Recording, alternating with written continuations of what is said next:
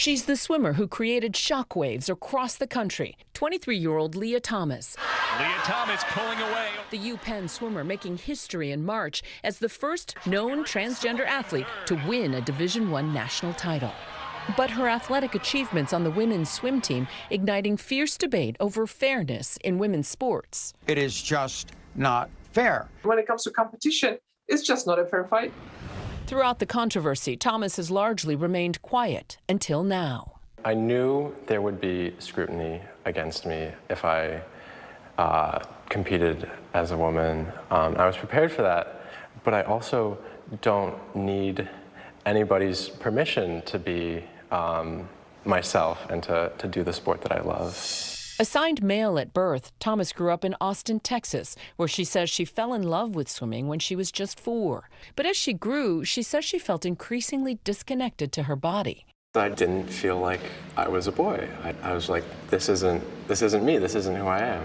Thomas earned a spot at her Ivy League dream school, UPenn, on the men's team.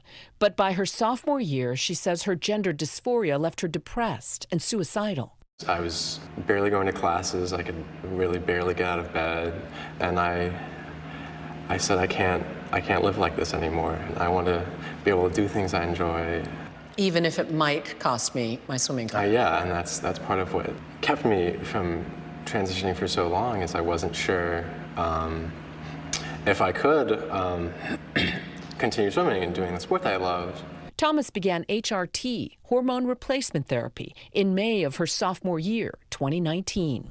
The mental and emotional changes actually happened very quickly. I was feeling a lot better mentally. I was less depressed, and I lost muscle mass, and I became a lot weaker and a lot slower in the water.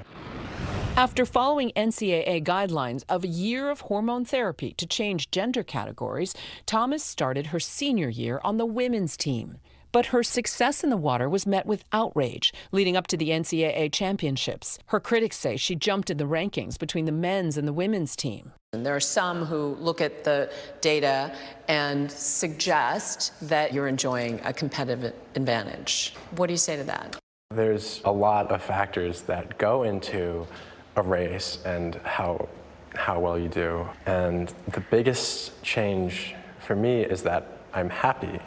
And sophomore year, where I had my best times competing with the men, I was miserable. And so having that be lifted is incredibly relieving and allows me to put my all into training, into racing. Trans people don't transition for athletics. We transition to be happy and authentic and our true selves. Transitioning to get an advantage is not something that ever factors into our decisions. You didn't transition to win more medals? No.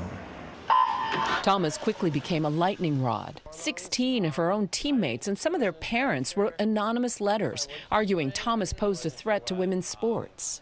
The women who signed the letter anonymously said that they absolutely supported your right to transition, but they simply think it's unfair for you to compete against cisgendered women. You can't go halfway and be like, I support trans women and trans people, but only to a certain point, where if you support trans women as women and they've met all the NCAA requirements, and then I don't know if you can really say something like that. Trans women are not a threat to women's sports.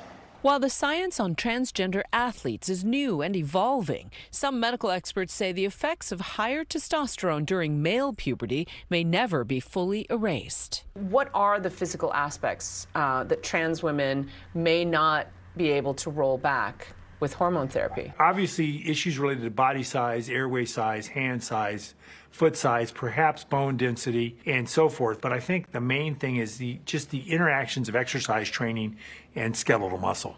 Are you saying that years of hormone therapy cannot put trans women in a place to compete with cisgendered women?